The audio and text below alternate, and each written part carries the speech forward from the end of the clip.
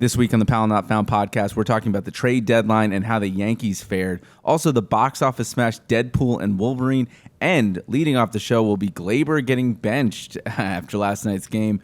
Another case of Gleyber just not hustling on this team. Let's go. Let's go. Let's go. I'm gonna tell you a story about a girl who loves gin. A national pandemic seized her birthday celebration. Although she knew it was coming, we tried not to tell her. She brewed some Irish breakfast. Did she knew her birthday was getting corona? Hey, everybody, and welcome back to episode 30 of the Powell Not Found podcast. I'm your host this week, Mark Powell. Go ahead and subscribe to the YouTube channel and listen to us on Apple Podcasts and wherever you get your podcast services and all that kind of stuff. And help let the show grow a little bit. This week has been a busy week. It's been a busy week in terms of catching up. It's been a hot week. The summer is back with a fury. And also, it has been nice because this last week, the Yankees have been playing well. I feel like it has a direct effect on my mood. We have 51 games left of this national nightmare of this MLB season. But when the Yankees come into Philly and you expect nothing and they sweep them, you end up feeling good, and the whole week takes a better tone until last night happened. The Yankees have a long homestand coming up where they lead off against the Toronto Blue Jays and a bunch of losing teams coming up after that. And the tone and the cadence of the conversation, especially around the Yankees in this homestand, is that they're facing a soft schedule, is that they're facing losing teams, it's that they're facing teams with a losing record, and they should be beating up on these teams. And to be honest, I don't know if that necessarily means anything. I don't think the Yankees are especially strong against losing teams. My speculation has always been when watching the Yankees that they do more research for teams that are really good. And they kind of,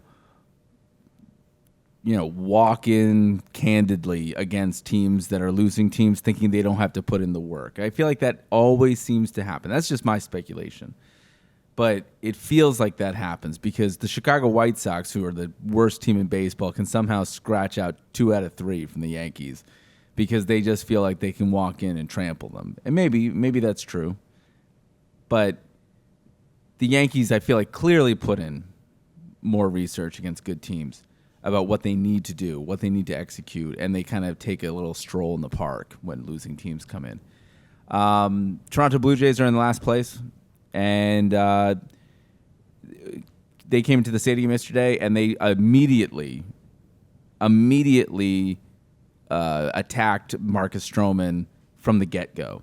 I mean, what was it, 3 in the first, 4 in the third? I mean, Stroman didn't look dominant. He looked like he was kind of tossing BP batting practice at some point. And they were attacking every single one of his pitches. He just didn't look like the same pitcher. And the broadcast was pretty much all over it from the very, very beginning that Marcus Stroman seems to be falling into that same rut that he had before he came to the Yankees, which is incredibly hot start. And then the second half of the season, something seems to fall off. Last season, I believe they attributed it to injury. I think he had an oblique injury, if I'm not mistaken. And this year, he seems to, since June, boom, he's down for the count.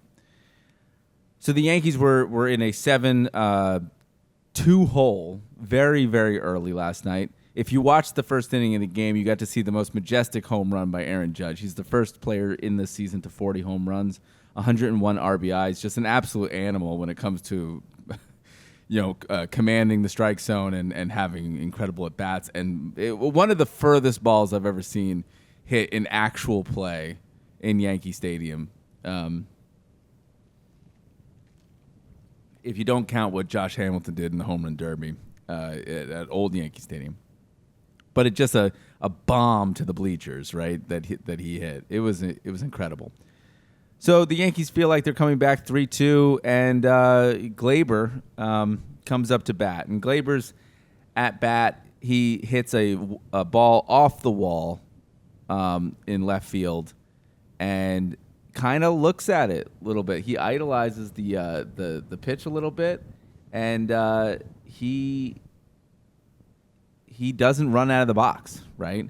Which has been a problem for him in the past. About a month ago, Gleyber was benched, which led to a lot of sad Gleyber pictures right before the deadline.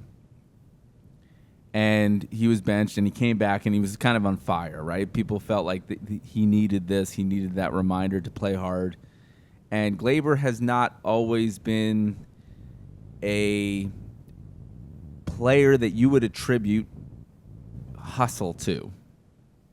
He's not the kind of player. He plays a smooth second base, and so when he does kind of bobble a ball, it looks careless. Probably isn't. But he's not known to be a player that's going to lay out, right? If a ball is past him, I mean, very rarely do I see Gleyber kind of diving for plays and slide. It's just a smooth, silky second base. So when he does kind of bobble a ball or drop a pop-up, or as he's done this season, I think they were saying 14 errors at second base. And there's 2 months to go, right? That's a lot of errors. He is not known for hustle, right? And he's been playing through things, groin injuries and whatever. And he came out of the box, hit a ball off the wall, started to idolize it a little bit, and it wasn't a home run, right? And he was stuck at first with a single, which was problematic because when Anthony Volpe came up to the plate, he knocked a double down the line, and Gleyber Torres was thrown out at home plate with about 3 feet to spare. Gleyber went to go play the field the next inning, and he did lay out for a ball. Probably prevented a run from coming in.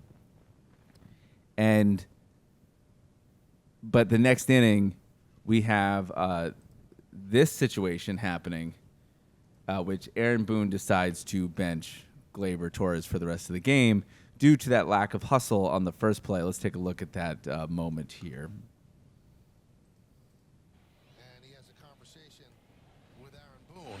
Now, not exactly sure what they were saying, but right after this conversation, he was not in the game.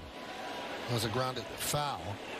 Now, if he's taken out for not running on that fly ball to left, which he was, it was confirmed, and then that cost him a run, and you can say, well, why didn't he take him out in the third? Well, he probably just went right to second base after he got thrown out. After he got thrown out, because he was the third out and never came in the dugout. Right, so this is probably the first time he had a chance to talk to him. Yeah, and you hate to do it to players, but sometimes it's necessary because you really have to get your point across. Like, you try a number of times to do it verbally. Like, okay, and here's the play. Make sure you run hard. You got to make sure you do. A little bit of an idolizing, and then at times, and kind of a half step, stutter step, first base. He got hurt. He's trying to stay in because, and he said, "No, we're going to rest you." But and that's it. I mean, that's the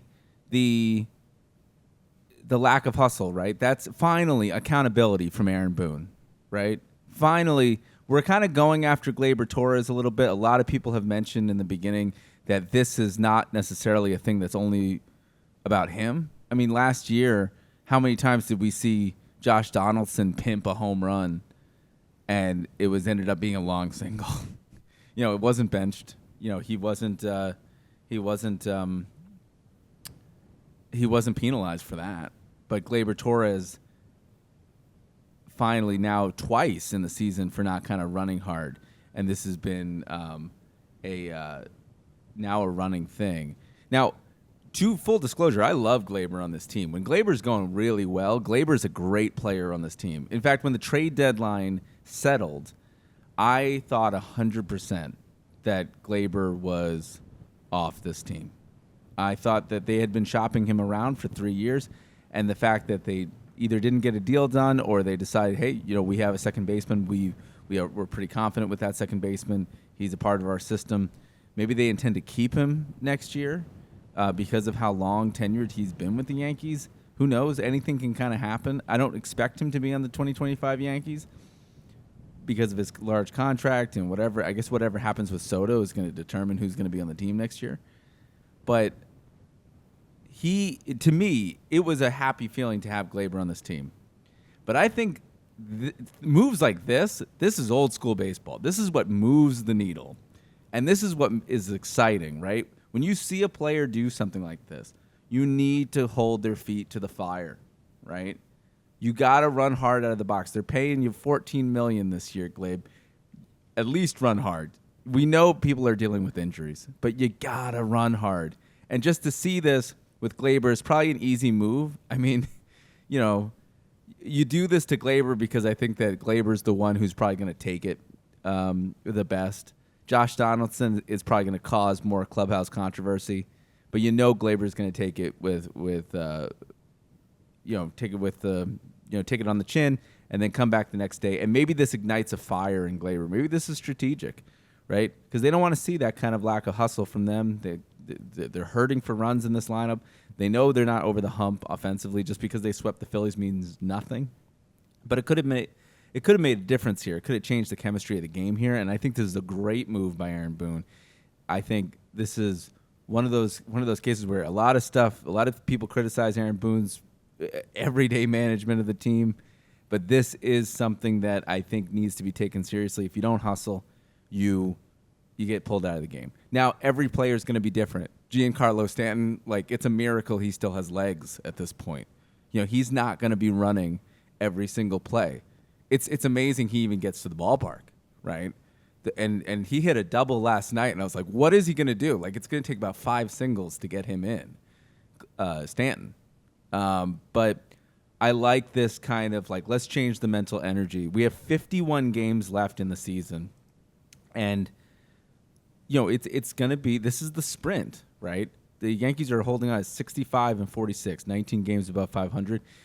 They need to do 2 things in the next 50 games. They need to at least get 16 wins, right, to get to a 500 mark, right?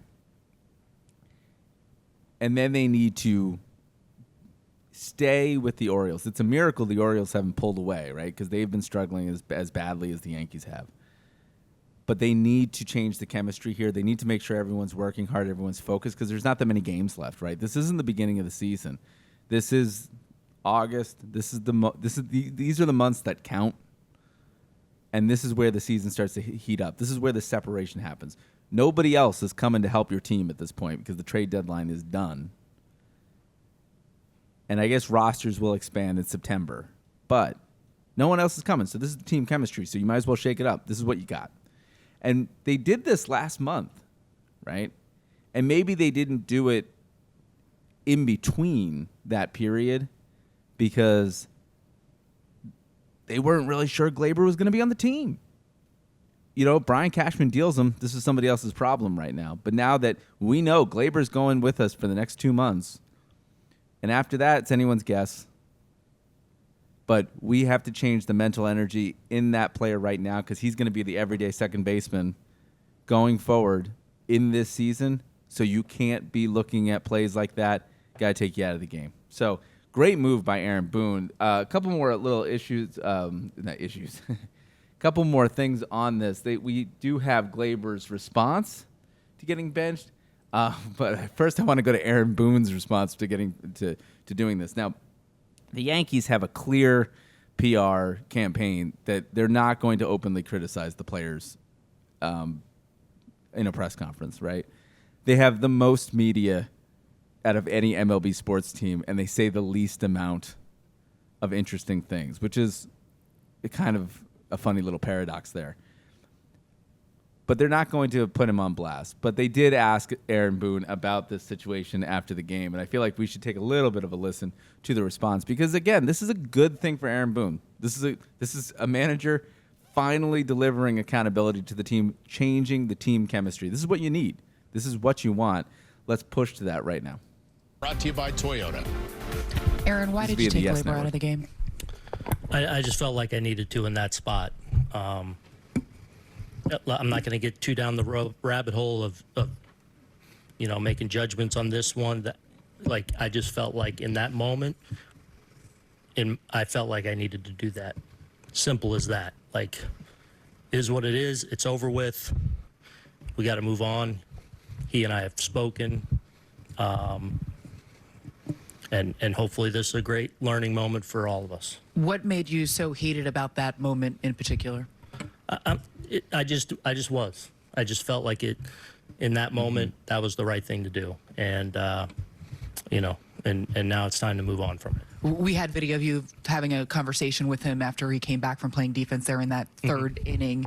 Did he try to plead his case in that situation? Explain why? Yeah, I think he wanted to stay in, but I'm going to leave that between he and I. And I don't know if that's grammatically correct. The reality is, as simple as I felt like it was what I needed to do in the moment, and he and I have spoken about it, and that's grammatically, and we're going to move on from it.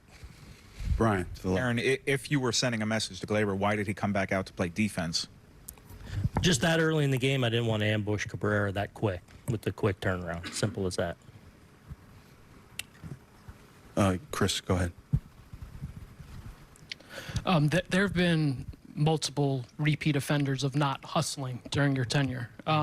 Why did you feel Gleyber tonight was different than those who were previously not benched? Yeah, everyone's going to make judgments on this guy, that guy. The reality is I have a ton of grace because a lot of people don't know the whole story on every situation and what guys are dealing with. And I think it's one of the more overrated things, defining a player that plays hard or not is, that part of it. Like, it is a important part of it, but yeah, we can go back and pull this one. Why didn't you pull on this one? The reality is those guys, including Gleyber, play their asses off. Okay, so the one thing that I want to just comment here on that statement is that, yes, okay, that's probably true. Aaron Boone probably has a lot of grace with these players and the way that they play, and we don't know the whole story about what they're going through. That is completely true. One of the reasons that's completely true is because they don't tell us. The Yankees are terribly unclear about the status of people's injuries and what they're going through and whether they're true or not, too. Not to mention like the Phantom IL kind of situations that were happening a couple years ago. But we don't really know what they're battling through because they don't give that information up front, right? So we have to just assume that they're battling through, injuries or hamstrings or calf injuries just by what we see on the field and by what reporters seem to drum up. Now, if they were clear about that, we'd be a little bit probably more graceful about commenting on people's hustle. If we knew that Giancarlo Stanton was dealing with a hamstring problem before he popped it and had to go on the IL, maybe we wouldn't think too much about, well, the guy is running really hard. I mean, even the one, in the Derek Jeter documentary, The Captain, that 2013 campaign, or it was the 2013 campaign, the 2012 campaign that he got hurt and he missed the 2013 season, battling through ankle injury, just basically hobbling through the postseason. You wouldn't know, right? Because they don't make it clear. Now, the players don't make it clear either because they want to be in every day. So that's part of it.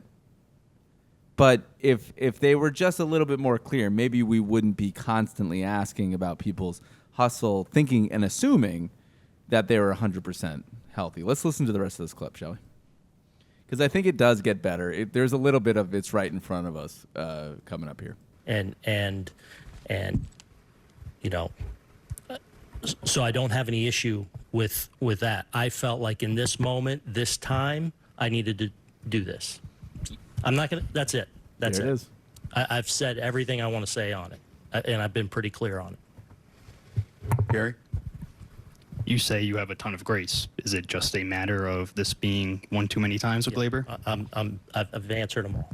Okay? I've said what I want to say on it. We're moving on. Thanks.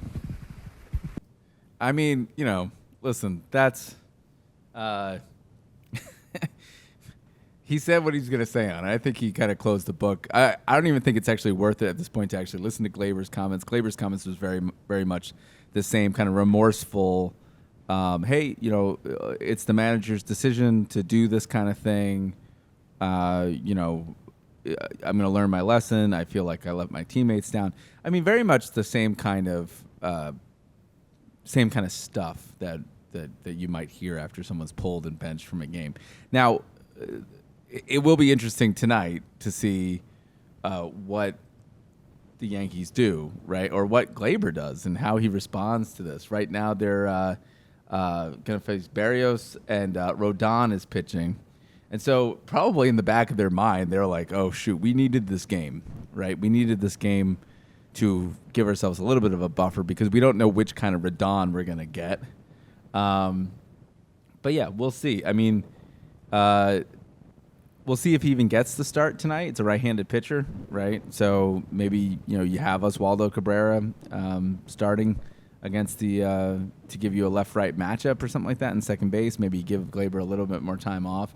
You never know. The way that they kind of treat these off days and these benchings and how long they last and stuff like that is completely in-house. So it's like you're kind of stuck guessing about what the next lineup's going to be. But we'll see. Gleyber gets benched for the second time this season. That doesn't exactly bode well for accountability, but I'm glad to see it.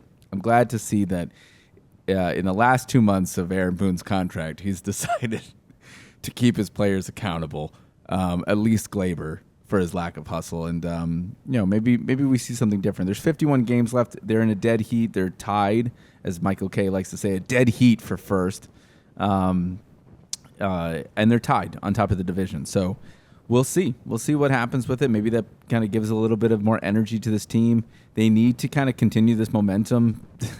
They're running out of time. They're running out of script here. They're running out of pages to write this script. So you got to think, you got to wonder, and you got to hope that something different changes.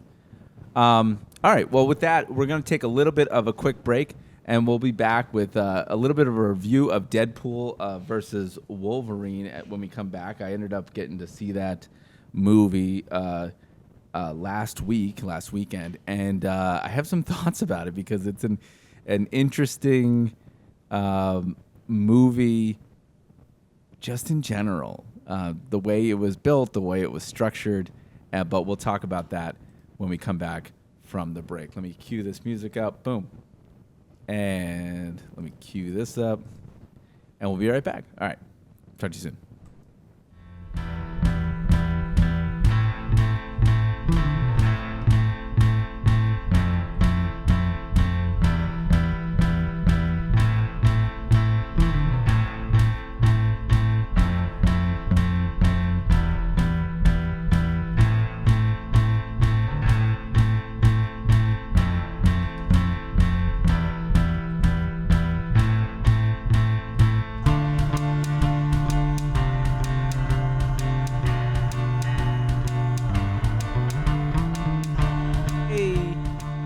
Hey, everybody, and welcome back to the show. Again, this is episode 30 of the Powell Not Found podcast, hosted by Mark Powell. You can find us on YouTube. The video version of the show is posted there every single week. We've been doing this for 31 weeks, so you should be used to it by now. And on Apple Podcasts, go and rate and review the show. I think that's how it works. So the more people that talk about it, the more people that view it and stuff like that, the more people will watch it. Last weekend, we talked about Fly Me to the Moon, right? Which was, to me, it was a movie that was completely based on marketing the moon. A book that talked about the old advertisements of the Apollo 11 program. Now, in a way, and I mentioned this briefly, that the oxygen given to that movie was going to be soaked up by Deadpool versus Wolverine. And in a way, that's exactly kind of what happened, because Deadpool and Wolverine was released this weekend and completely swallowed the box office. I mean, I saw it opening weekend on Saturday. I think it was Saturday. And packed theater. So you want to see it with a whole bunch of people in the theater. You want to see it with a whole bunch of people reacting to the jokes. And that's exactly how it was. I mean, the theater was kind of buzzing. I think people really liked it. I think it was the exact kind of demographic that they were after. And movie, really good. No one's going to come out and see, no one's going to come look at this movie and come out of it feeling like they were gypped from a good comedy. I think this movie, when the first Deadpool came out, I think they were like, what is this movie gonna be, right? Because we had seen what Deadpool was in the 20th Century Fox universe, and it was a scary looking, terrible depiction, also played by Ryan Reynolds. But the R rating kind of took the world by storm back then when it was first released, because it was like, what was the first R-rated Marvel movie, a Marvel associated movie back then going to be like? And it was different, and it really kind of put Deadpool alongside the Marvel, the Avengers, the Captain America's, the Iron Man. It kind of put it in its own little pool of like, yes, there's this whole superhero universe, but here's this really bizarrely relatable character who is so self-aware that makes all these other things, these other universes, Captain America, Iron Man, almost seem melodramatic in comparison, right? Because you have this one guy who can comment on everything. And when that came out, it was great. So when I didn't see Deadpool 2, Deadpool 2 kind of just came out in a busy time in my life. And then Deadpool 3 here, we've introduced now Hugh Jackman, and it's very much the same formula, right? You're not going to this movie for anything else. You're not going for this for sincerity and heart.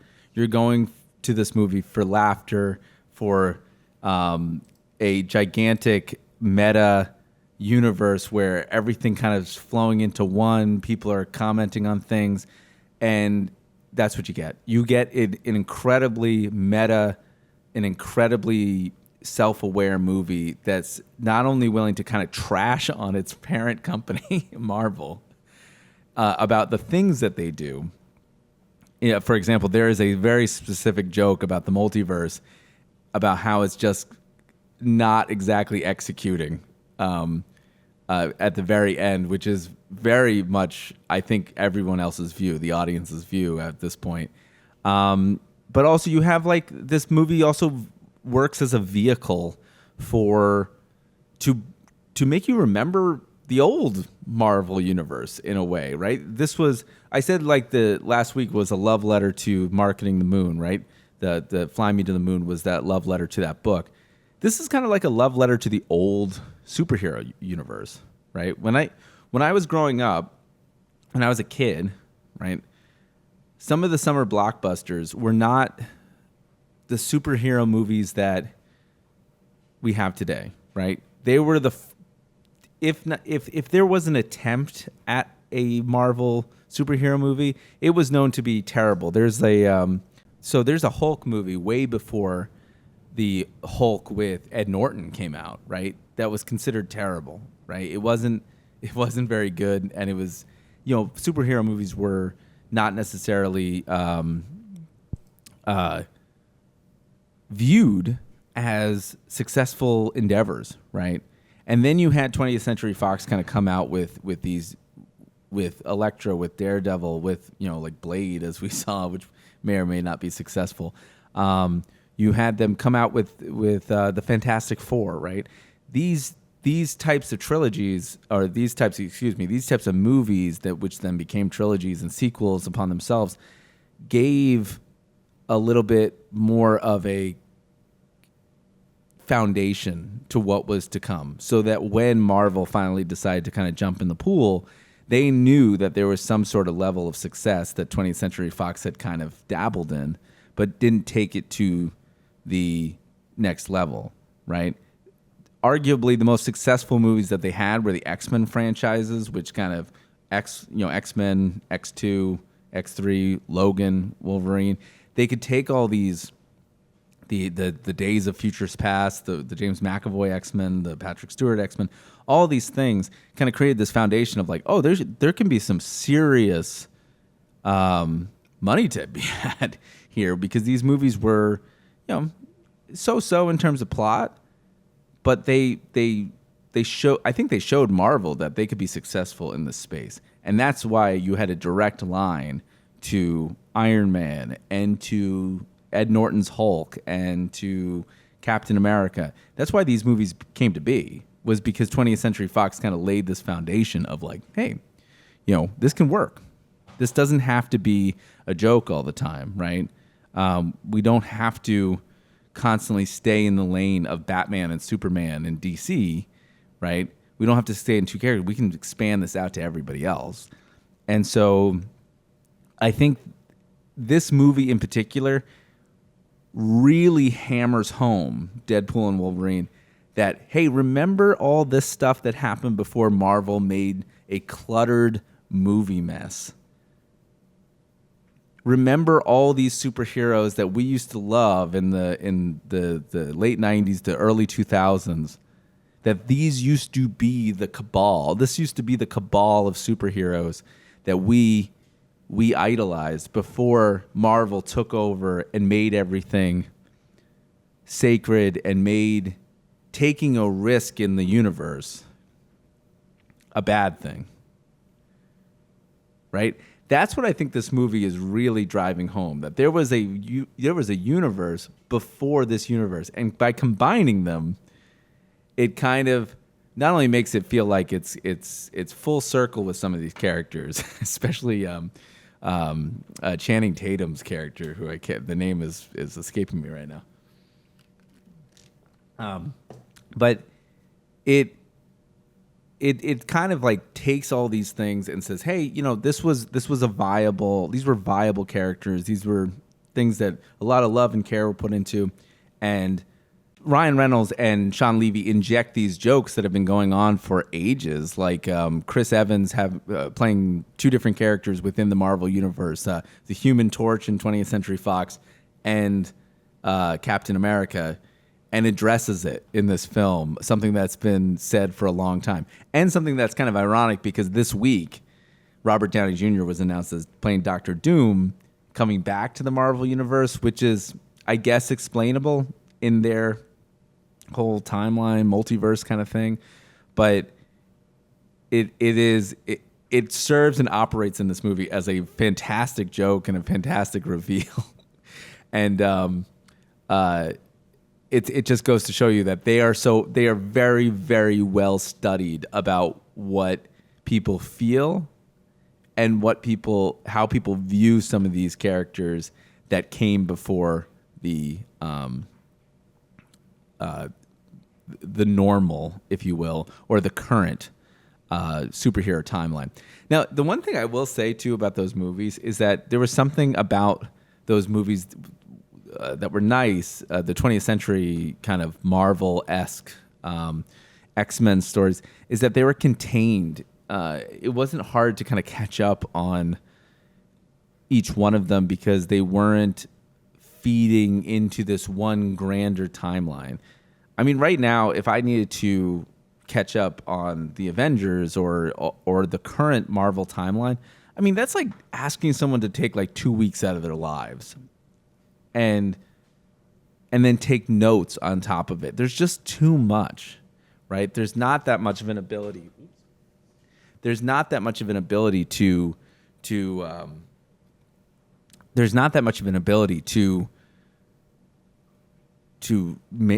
retain that much information, right, anymore. It's just been spread out for so long. But I like the idea that they would do 3 or 4 movies, boom, done, and then move on to a different thing.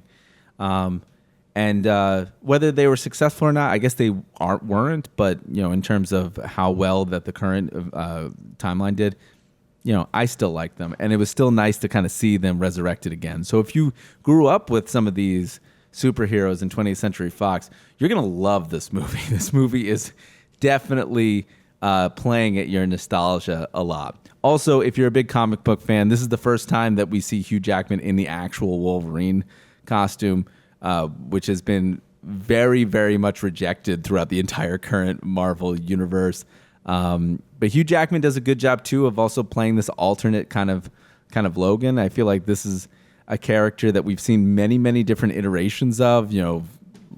Regular Logan finding himself, old man Logan. We've seen now the worst Logan, like in this particular movie. I just think he does a really good job of constantly reinventing the same character, because that's got to be a really, really tough thing to handle as well.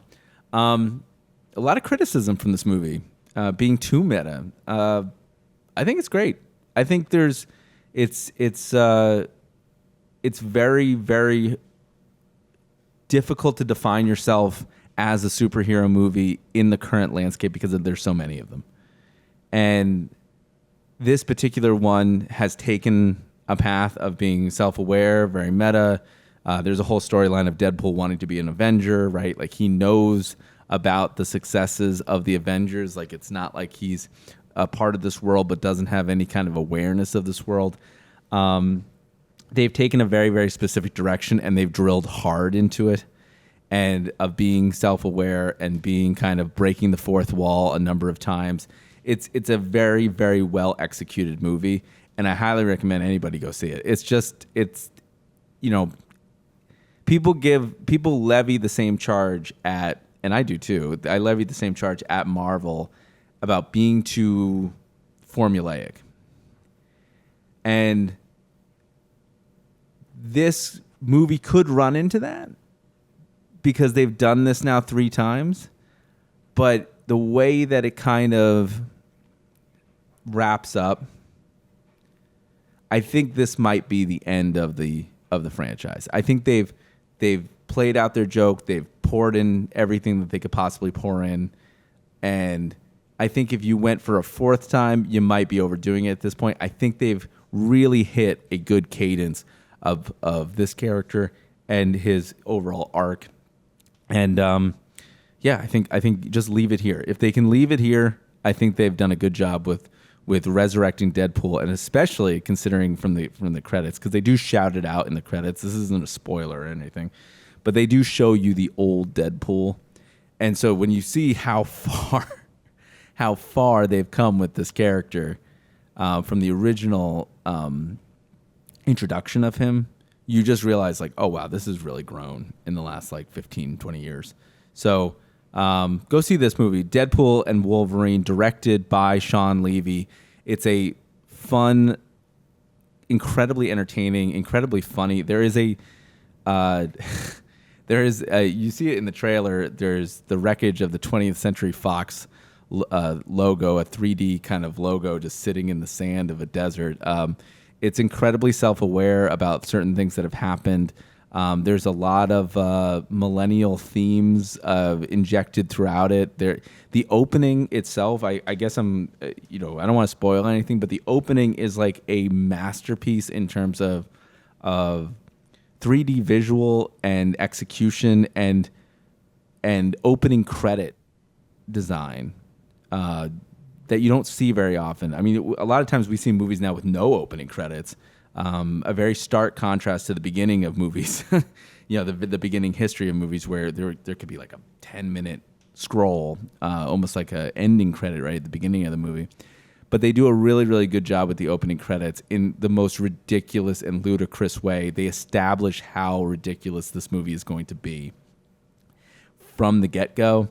And so it's gory, but it's not like gross gory in a way. It's kind of like so over the top that it just feels like you're watching like an arcade game in the very, very beginning. So go see this movie, Deadpool and Wolverine. I had a wonderful time seeing it. I think this was a superhero movie that I was unsure of. I knew it was going to be probably really funny. Ryan Reynolds has had an amazing track record of entertaining things as of late, including the Welcome to Wrexham series on Hulu. That if you haven't watched that, go watch that. It's like watching Ted Lasso in real life, as him and Rob McElhenney go take over a soccer team in Wales. So incredibly a good run of things, and this just adds to it. So go see Deadpool and Wolverine. And when we get back, we're going to talk a little bit about the ending of the trade deadline and the Yankees getting Jazz Chisholm Jr., Mark Leiter Jr., and Enyel De Los Santos from the Padres when we come back. So with that, we'll be right back.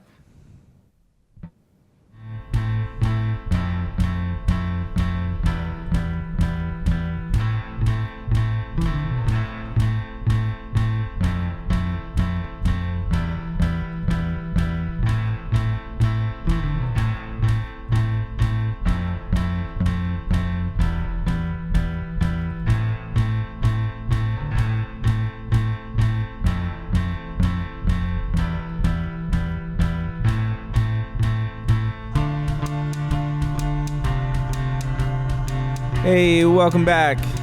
Welcome back to the back half of the show. We're here at the Powell Not Found podcast in episode 30. We're going to be talking about two last things before we kind of head on into the weekend and with episode 30. One is that it's episode 30, which means that we've been doing this for about 30 weeks, for 31 if you count episode 0.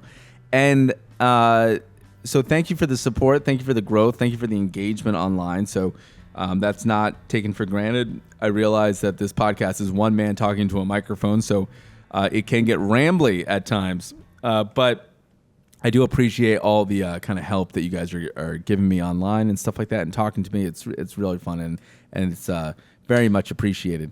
With that said, go to the YouTube channel, go to Apple Podcasts, tell your friends to go subscribe to the show, and then we'll get bigger and better and hopefully improve as time kind of goes on. Last night, I don't want to leave the show without talking about something that happened last night with Blake Snell in the Padres. Padres are facing the Reds at Great American Ballpark, and you might have seen it, you might not have, and if you haven't, here it is. Let's play the last out. First pitch to De La Cruz. He hits a fly ball, right center. Yastrzemski has it!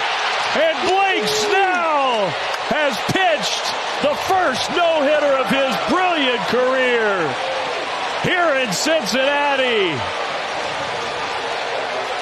And all the Giants are going to come together and celebrate. He did it! What a moment for Blake Snell. What a moment for the Giants, but what a job by number 7 tonight. Had it all going. One of the more exciting moments in baseball general history is seeing a no-hitter, seeing a perfect game. I've gotten close a couple times, seeing some amazing things in baseball, and one of them was, I think it was Mike Mussina versus David Cone, September 10th, 2000, September 9th, 2000, something like that. It was late September, and Mike Mussina was 1 out away, and I was in Fenway Park with my father, and Carl Everett comes up to the plate, and he smacks a single right in the gap, and breaks up a perfect game for Mike Mussina, and that one's always that one was mentioned a lot on the Yes broadcast before Domingo Germán last year threw a perfect game, as the closest they had ever come since David Wells and David Cone, and then before that Don Larson, which is ages ago. But Blake Snell throws a no-hitter in Cincinnati. One of the big things and one of the big talking points coming out of this is that Blake Snell had never gotten into the 9th inning before, which is kind of hard to believe as a pitcher, or as a player. Blake Snell has been around a long, long time, and the fact that he was never allowed to get into the 9th is kind of surprising. Yet Blake Snell played for the Rays, right? And during the most analytical time the Rays have probably ever been, where they didn't allow a lot of players to get through a third time in the lineup, regardless of how good they were pitching. So that could be part of it. It's just a strange thing that it doesn't happen anymore. Last night on the broadcast, you might have heard Michael Kay reference the low amount of complete games that were on pace to basically hit the lowest amount of complete games in Major League history this year. I think they said they're on pace to hit 32, 33, and last year's record was 35. And that goes to show you just how depth, going deep into games is just kind of a lost art now in Major League Baseball, and how when you do see it, it is very surprising.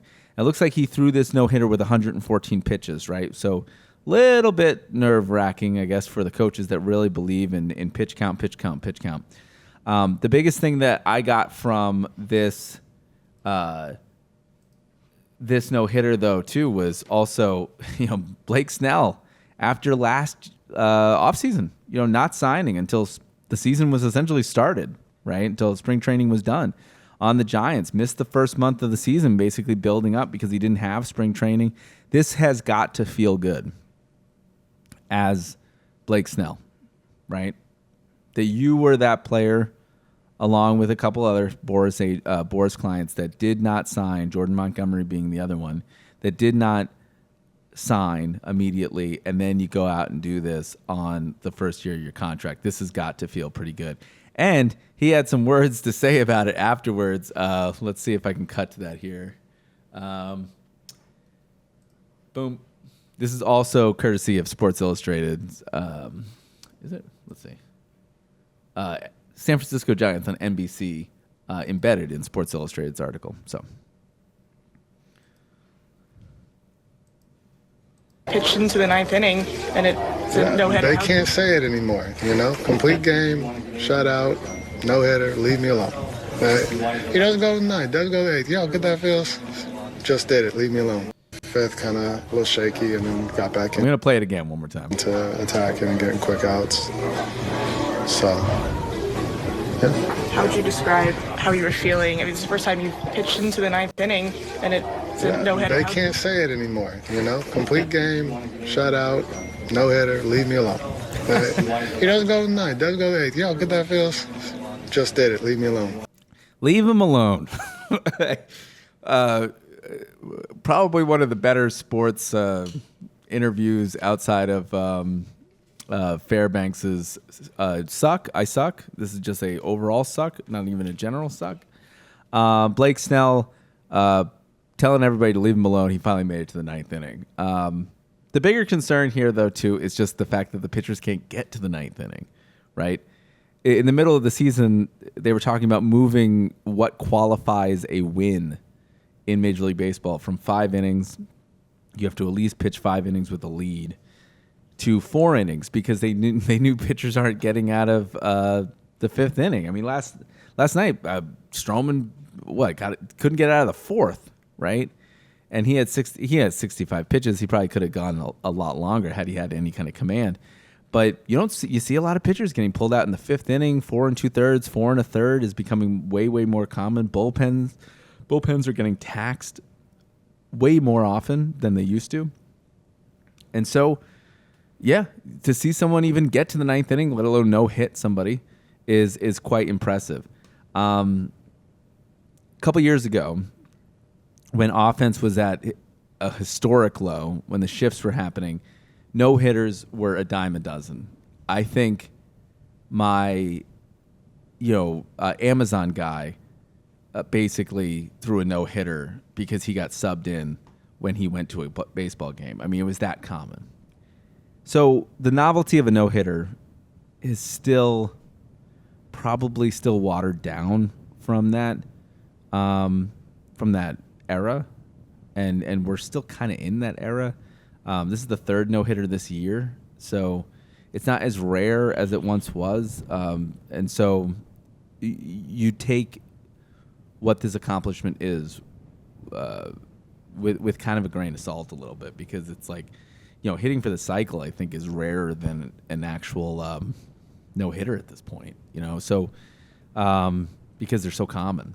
So it's not as special as it used to be, I think, is what I'm trying to say, but I shouldn't take away from the accomplishment. Blake Snell, congratulations, a no-hitter, 9 innings, 3 walks, 11 strikeouts, and 114 pitches total to complete the feat against the Cincinnati Reds. You wish you could do some of these things at your home ballpark, too. I mean, the fact that he was the away pitcher kind of stinks because you're not going to get as much fanfare or whatever, but that's the way it goes. You're still going to go back to the dugout with a no-hitter on your name, and you're etched into that list of like 140-odd players who have thrown one. So congratulations to Blake Snell. I wanted to touch on a little bit of, before we go today, I know we're running out of time. It's about 9 minutes in, the trade deadline. The Yankees get Jazz Chisholm, Mark Leiter Jr., and Enyel De Los Santos from the Padres. Mark Leiter Jr. came from the Cubs, and Jazz Chisholm, who was the center fielder for the Marlins, he gets traded to the Yankees for a prospect package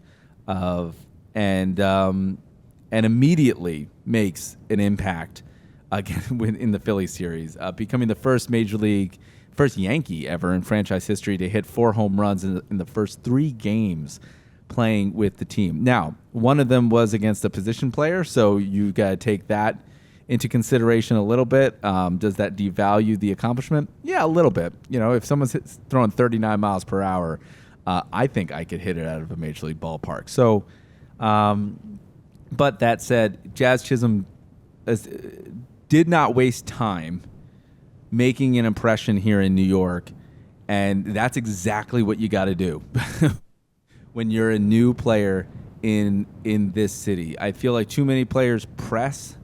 They said that he was comfortable with the spotlight. He wanted to be here. I think it's a special thing. I think one of the wow, 1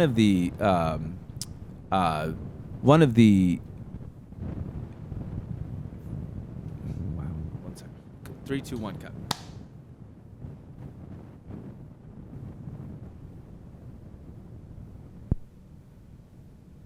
There we go.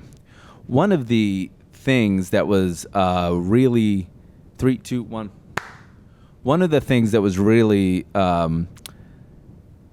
impressive to me when he came over was that he got a call from the Prime Minister when he joined the Yankees. I mean, it's that big of a deal when he was joining the team. So, but he makes an impression right away. I think he fits really well at third base. I think the big concern of him kind of moving from center field to second base to center field, now to third base and learning a new position is how he's going to fit, right? It didn't take Alex Rodriguez that long to realize that he was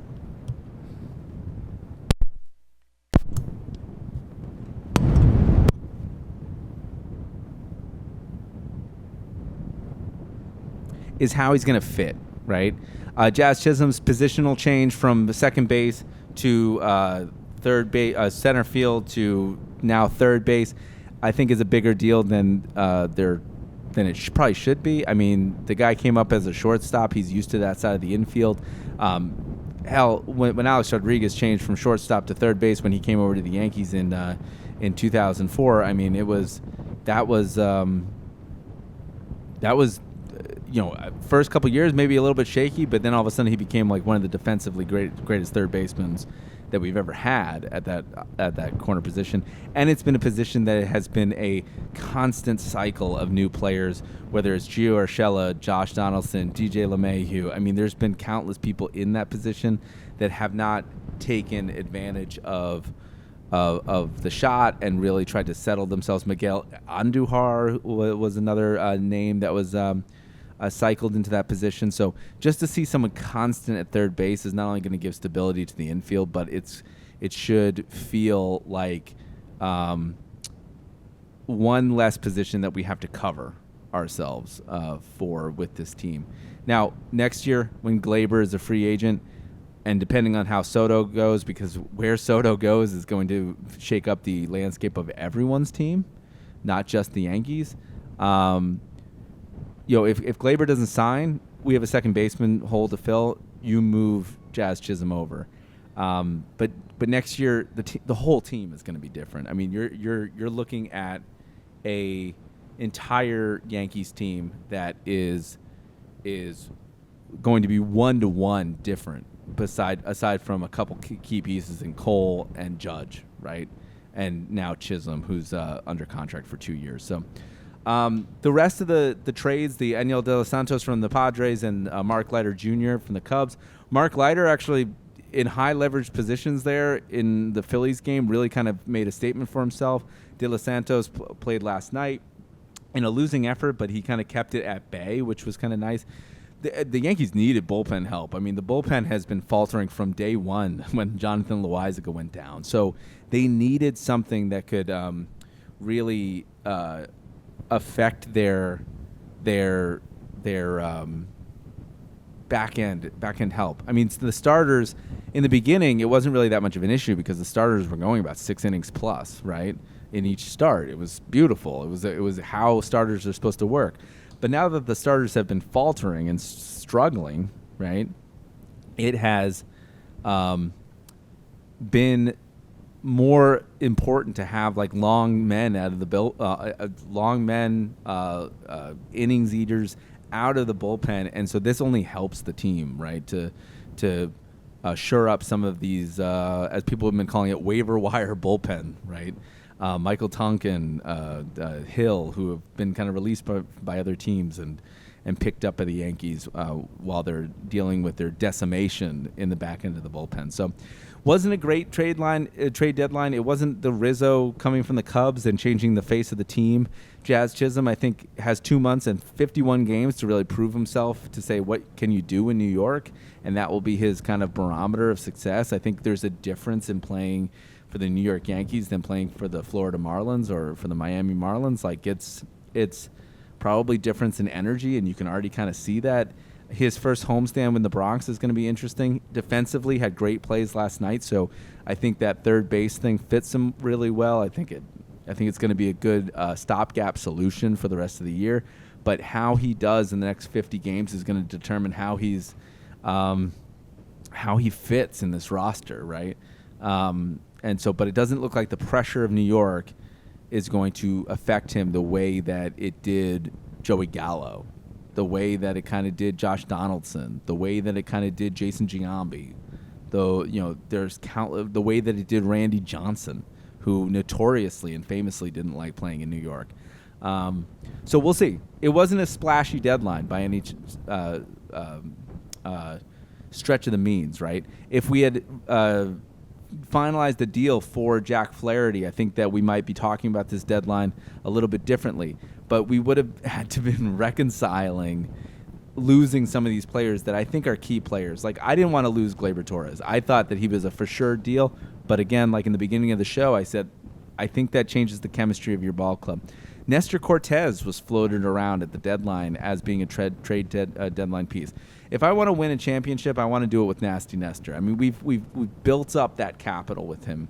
We've built up that kind of trust in that starting pitcher, and to do it without them would just kind of feel a little bit empty, because I think these are the franchise players. These are clubhouse leaders.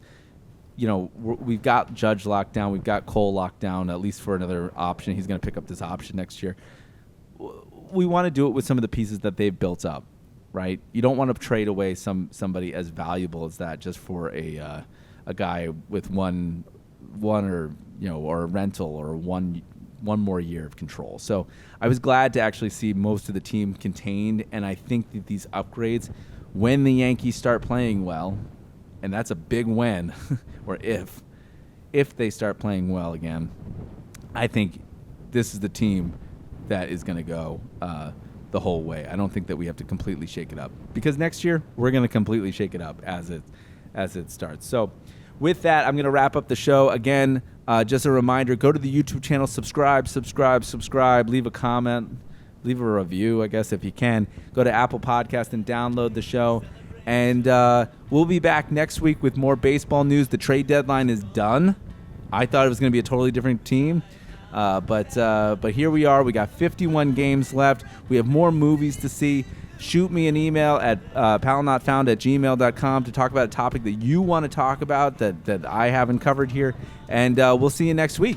Again, this is Mark Powell with Powell Not Found Podcast, signing out. Bye.